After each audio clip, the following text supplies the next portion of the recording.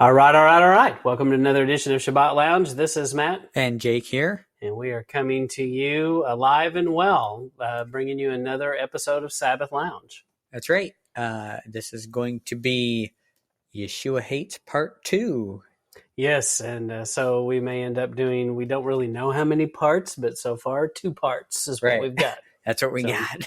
So if you haven't listened to the first one, go check it out. And we kind of lay out, there's a lot of things that not only Yeshua hates, but God, or Yahweh, they both hate. Right. And it's kind of leads into what we're going to talk about today. So, we're going to talk about the Nicolaitans. And first off, we appreciate you stopping by. We really would like it if you would follow us, if you would like it and subscribe to the channel. Our subscribership goes up slowly but surely. And that's right. We appreciate all of you that give us some time to listen. And we have lots of things happening and lots of content that's getting published. And we do redo some things like the Torah portions. Our plan is to redo the Torah portions, so there'll be always something coming out once a week, and then from periodically as we grow in age through Sabbath Lounge, we will go back and re-record some of those, I'm sure. But right. Anyway, well, we appreciate you taking a listen at the Nicolaitans, and you may be asking yourself, what are you talking about? Who are the Nicolaitans? Right, and that's kind of why we're doing this one. Yeah, so we wondered the same thing. We saw some glimpses of who they might be, and that kind of... Right, we saw in part 1 that in Revelation it says that he hates the deeds of the Nicolaitans and the doctrines of the Nicolaitans. So we're like, oh, well, we probably shouldn't do that. Yeah.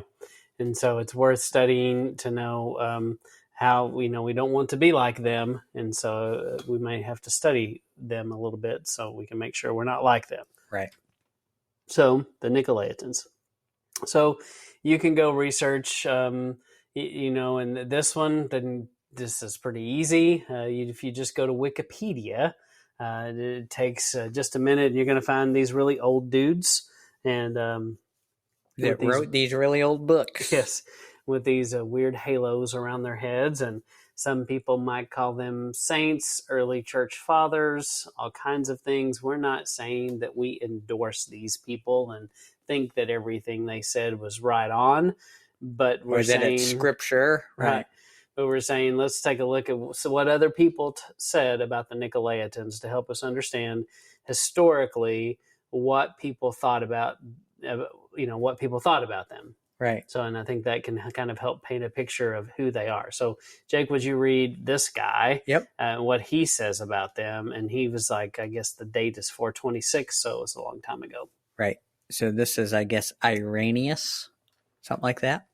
So he says, John, the disciple of Yahweh, of Yeshua actually, preaches this faith, the deity of Messiah, and seeks by the proclamation of the gospel to remove that error which by Cerinthus had been disseminated among men, and a long time previously by those termed Nicolaitans, who are an offset of that knowledge, falsely so called, that he might confound them and persuade them that there is but one Elohim who made all things by his word. So, Jake, this does seem to imply that somebody in this group may not be what we would call monotheistic. Right.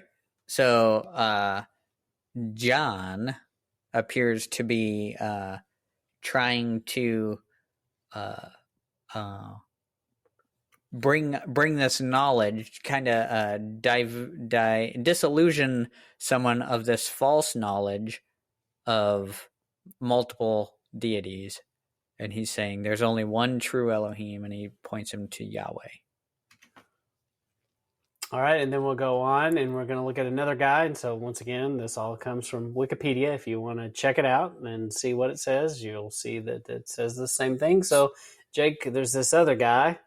Cerinthus. So this is the guy mentioned in the previous, from the Irenaeus guy. So he says, the Nicolaitans are the followers of that Nicholas, who was one of the 7 first ordained in the diaconate by the apostles. They lead lives of unrestrained indulgence. The character of these men is very plainly pointed out in the Apocalypse of John as teaching that it is a matter of indifference to practice adultery and to eat things sacrificed to idols. Wherefore the word has also spoken of them thus. But this you have, that you hate the deeds of the Nicolaitans, which I also hate. Which we talked about in the previous episode. Right. And for scripture reference, if you go look at Acts chapter 6, you'll see this moment that he's talking about. And so history is not certain about Nicholas, and if he was, clearly he was a good person, or he wouldn't At have some been point. chosen here. Right. And so he gets chosen, and so we don't know if he falls from grace or if people took something he said and ran with it and gave him credit for it. We've never seen people twist someo's words never to wickedness. Yeah, right. Never. So I kind of believe, unfortunately, the latter, that probably, people twisted something he said, but we don't know. I don't know that we can know that from the information we have in the text, but anyway, it's interesting to see what these other people thought about him. Right. So this idea that they lead lives of unrestrained indulgence, we'll kind of touch on that near the end of this one, but that's kind of the deeds that are and doctrines that are not helpful. Yeah. And clearly they're practicing adultery, which that sounds like a terrible idea. Right. So we know that's bad. And then, all right, so we're going to move forward a little bit in time. And this guy is Henry Blunt, who was a kind of a historian, and he wrote a lot of things, and he was probably British since he was in London. Right. So this John Henry Blunt, I think, was a steel driving man. I don't know about that one. Okay, well. Was that John Henry? Yeah, John Henry Blunt. Yes. Look it up on your own time. Yes, look it up.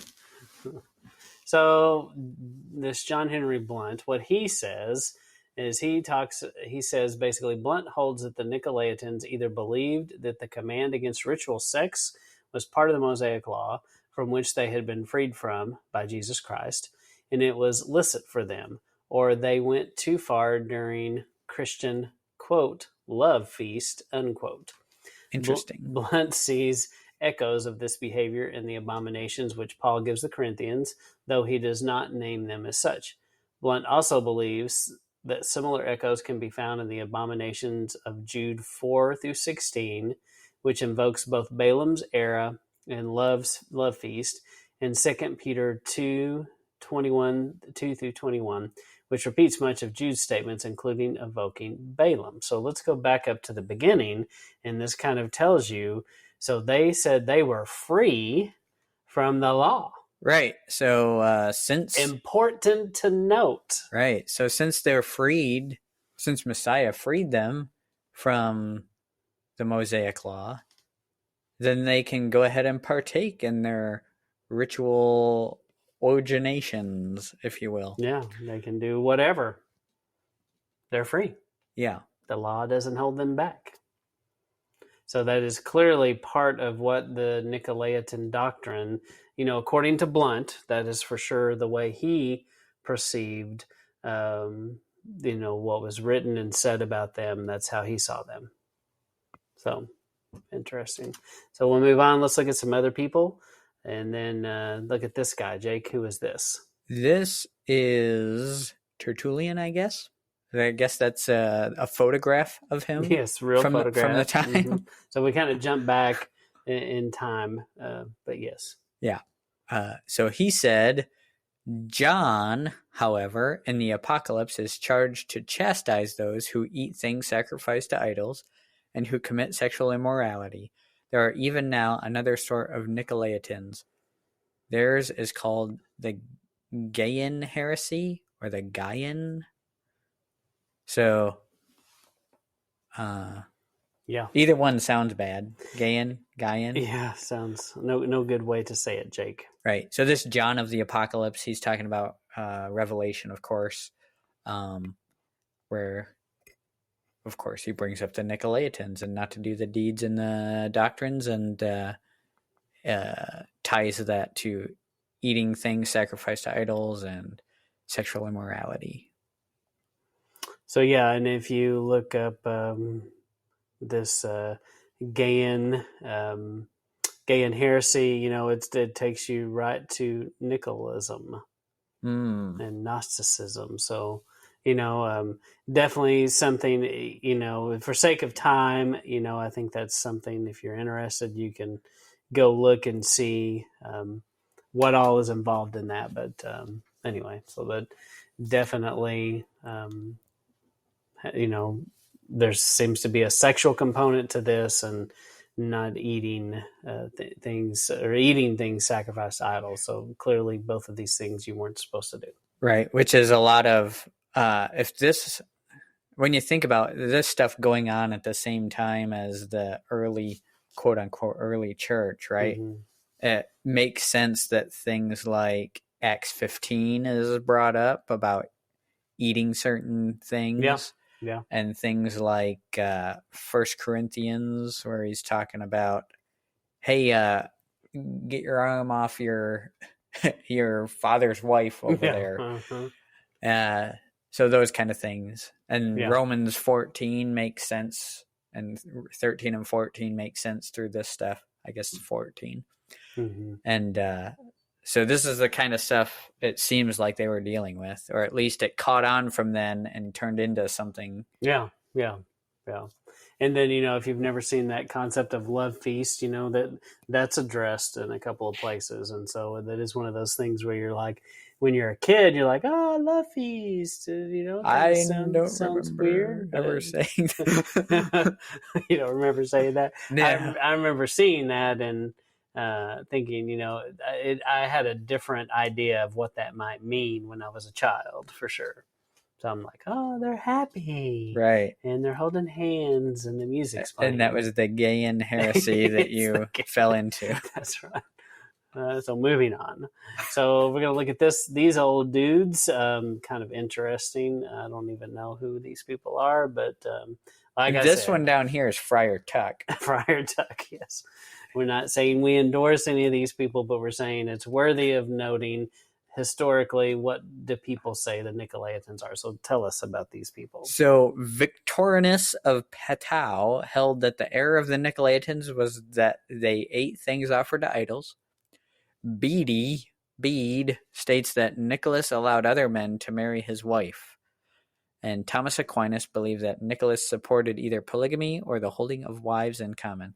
So it seems like there's this theme that throughout history, these historical writers of antiquity are kind of all saying the same thing about this Nicolaitanism. Yeah. So, and definitely, I read several things about Nicholas, about wife swapping, and how he just was like, whatever, he did lots of weird, strange things and had some strange beliefs about that. And not only were they like his personal beliefs, but these were things he taught as a doctrine, and it all had to do with you're free from the law. You can't sin if there's no law to break, right? That's right. And so since the law being shattered, so Nicolaitism, so the Nicholas, you see him in Acts 6:5.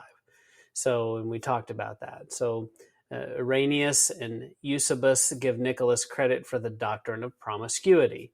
Nicholas was antinomian, which means he's against the law. So you may have heard about that today. You may have come against other people today that or you would classify as antinomian. Jake, have you ever known someone that was antinomian? I see a lot of people that are I myself antinomian. Yes, and but probably most of us were this antinomian. And it's, I don't know. You run into different things, but some people are either just, aloof, or that's not really the right direction that I want to go with it, I guess. But they're either indifferent. laissez-faire about it. That's probably a more accurate direction. But then you have people that are actually like aggressively against. Yeah. They go out of their way. The thing that you're doing. Yeah. It's like, how dare you be obedient? Mm-hmm. It's separating you from, it's creating this separation in our brotherliness. Yeah. And it's like, well, so my obedience is bad because it creates separation? Because it bothers you? Right. Because that's basically what I've come to that conclusion, that that's really what they're saying is, I feel judged by you and I'm uncomfortable with this. So it creates is what separation. Some people say. Yeah. Right. So for the sake of unity, we should be on the same page. Mm-hmm. Never mind the thousands of denominations. Yeah. Yeah. that don't hold to the same. So we'll move on. And so then we get to Balaam and like, what? So hang on. Jake, I thought we were talking about Nicolaitan and Nicholas and who these people were. And now we're talking about Balaam. Yeah, it started with Nicholas in Acts, right? And then we go backwards to Balaam. Just like the church started in Acts, didn't it? Yes, that's right. The church starts in Acts. Not really. Right. I used to think that, though. So basically, I put a quote from Donkey here. Donkey didn't really say this, but if the donkey could talk, he might say, what, Jake? He went where the money was. And who was the he? Balaam. Balaam. So Balaam was a prophet for profit. By the way, Jake, did we talk about that one time? We made a whole episode on Balaam, a prophet for profit. And if we were really good at internet, there would be like a link or the little video or something here, but they'd just pop up and you'd just be watching it next. Yeah. Mm-hmm. But I don't know if we're that talented, but if you just Googled Sabbath Lounge, prophet for profit, you'd probably find it. Right. So in a way, he's like a prosperity gospel preacher. And mostly what I mean by that is he's a false preacher. The things he says are not true. Just like a prosperity gospel preacher would be not true. So he uses his knowledge of Yah to make money. He preyed on others, the others being the laity. Balaam was one of the elites, a ruling class lording over others. Ooh, that doesn't sound good. And so to even take it to another level, go back to the story of Balaam and Balak, and where did they spend most of their time in that story? They spent most of their time in Numbers 22 through 24. No, in the high places. In the high places. So which kind of, in the people, and so it was Balaam, and was he hanging out with the commoner? Was Balak, was he like a common everyday Joe? I think Balak was a ruler of sorts. Yeah. Yeah. So who didn't care much for the Israelites. That's right. And so if you just put it in modern terms and look at this, so you're definitely dealing with what you would call the 1%ers or the ruling class, the elite class. Yeah, right. Not just rich, but these are the people that have the drivers and the private power airplanes right. today. So that's the kind of people that he was hanging out with, and that's who he aligns himself with. So Balaam. So today we're going to jump right to the corporate church. So in a lot of ways, a pastor can become a hireling for leveraging who they are and what they know in a position of authority, for which they get paid handsomely. Some can corporate. We're talking corporate church here. Yeah, we're not saying all of them, but as a whole, corporate church has become a money-making institution. It's become a business. Right. That's why many of us are here where we are today, because we got tired of seeing the business of church. Mm-hmm.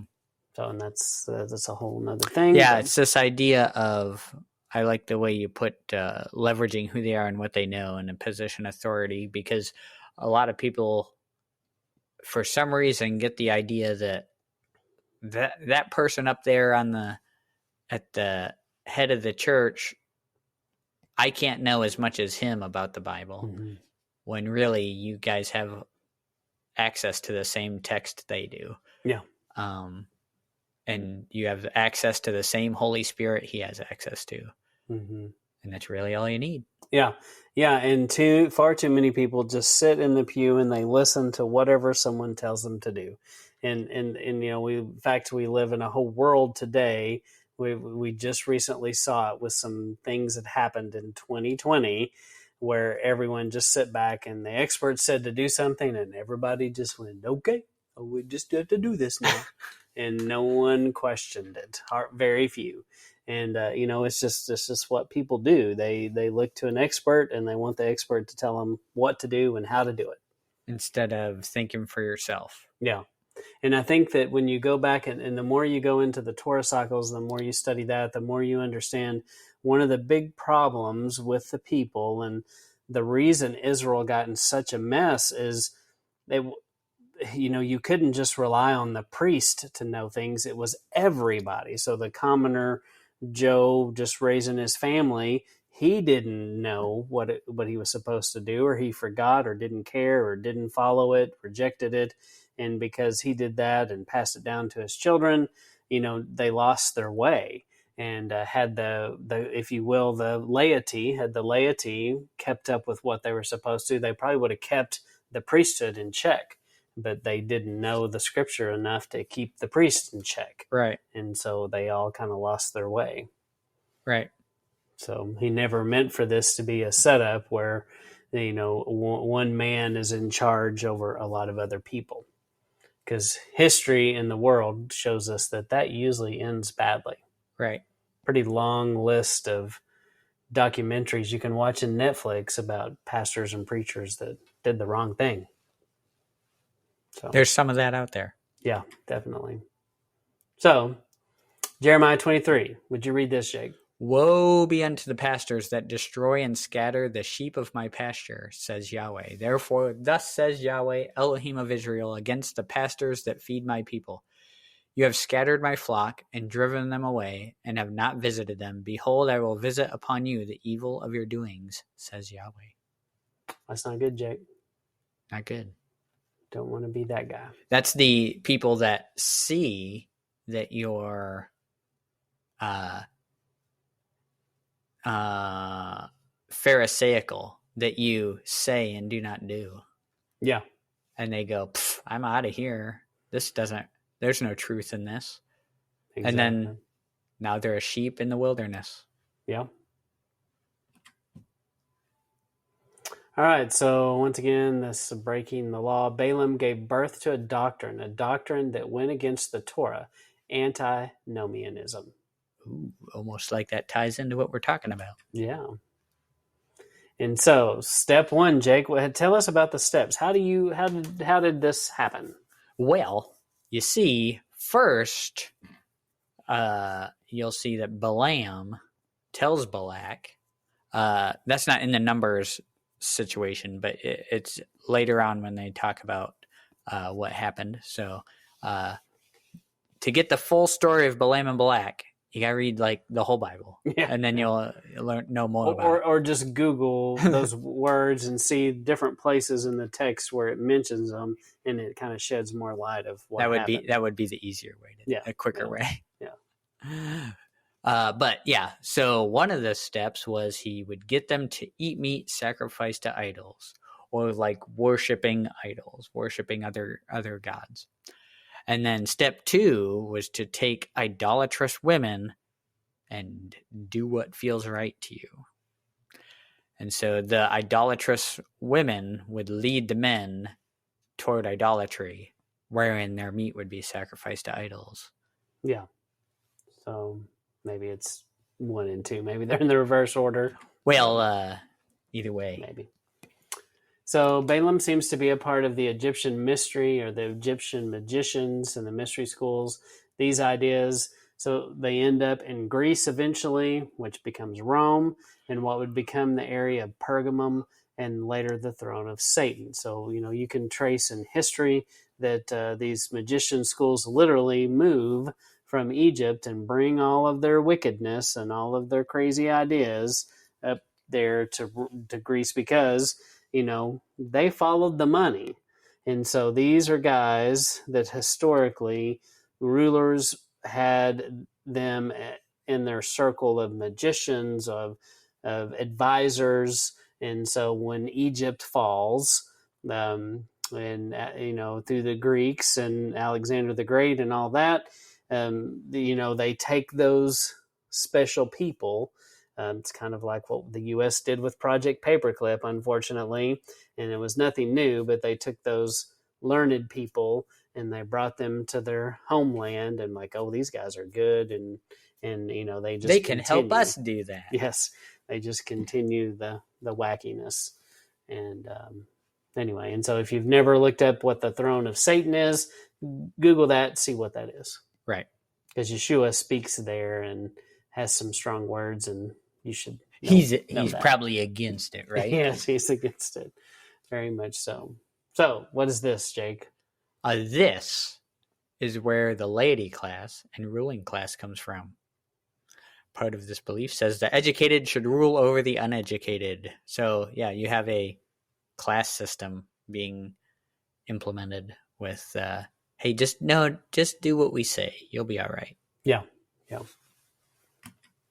We're the experts. Trust the experts. So Paul seems to address this issue in his letter to the Ephesian church, who seem to have been obedient to these teachings. So in the his here, we're talking about Nicholas. So it does seem like the Ephesian church had some issues with this. And then Jake, I was going to have you read this section. Right.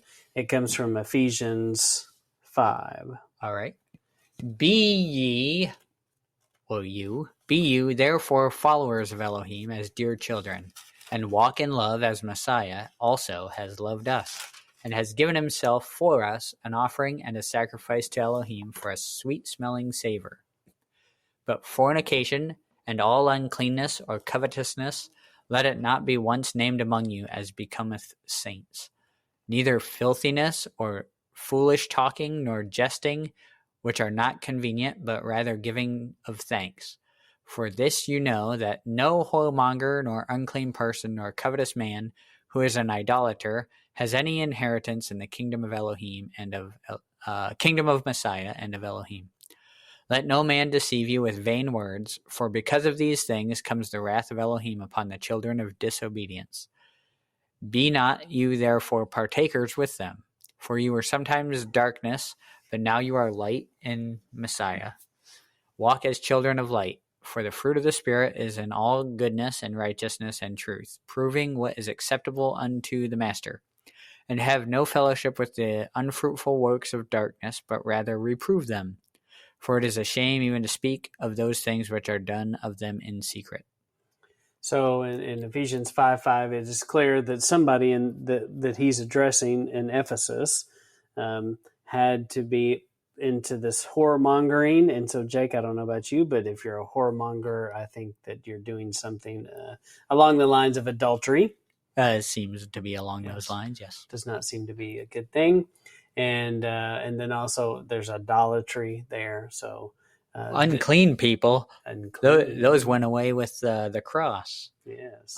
Nor covetous man. Yep. Yeah, it's this idolatrousness and this whoremongering kind of situation that the Nicolaitans are jumping into. All right, so we'll move on. Oh, we got through that.